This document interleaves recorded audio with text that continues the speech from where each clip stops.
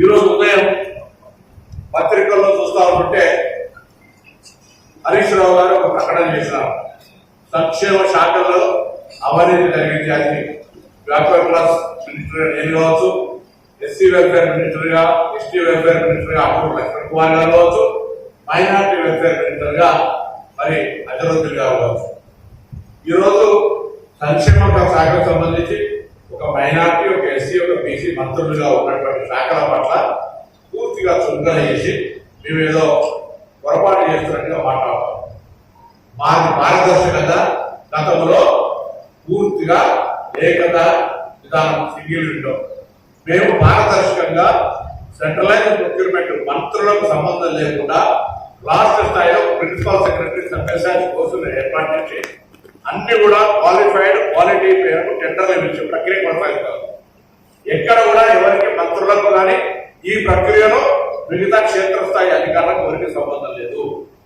శుభ్రంగా వీటికి సంబంధించి ఓపెన్ మార్కెట్ లో క్వాలిటీ ఫస్ట్ ప్రయారిటీ, పారదర్శకత అనేటువంటి మొదటి సూత్రంగా, నాణ్యత అనేటువంటి సూత్రంగా మేము ఈరోజు ఈ కార్యక్రమం కొనసాగిస్తుంటే అనవసర ఆరోపణలు చేస్తూ వారి స్థాయిని తగ్గించుకునే ప్రయత్నం చేస్తూ ఉన్నారు.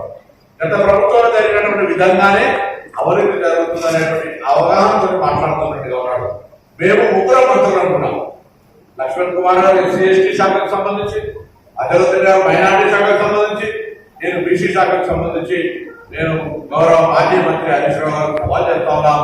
మీరు మాట్లాడిన ప్రకారంగా ఈ సంక్షేమ శాఖల్లో అవినీతి గుర్తిస్తే మేము దేనికైనా సిద్ధము. మేము పేద పిల్లలకు సంబంధించి పారదర్శకంగా బస్ ఛార్జీలు పెంచి, కాస్మెటిక్ ఛార్జీలు పెంచి మౌలిక సదుపాయాలు కలగజేస్తూ విద్యార్థుల సంఖ్య, పేద విద్యార్థులు చదువుకొని ఉన్నత స్థానాలకు వెళ్లాలనేటువంటి ఆలోచన సరళిలో పెరిగినటువంటి మీ ముగ్గురు మంత్రులము.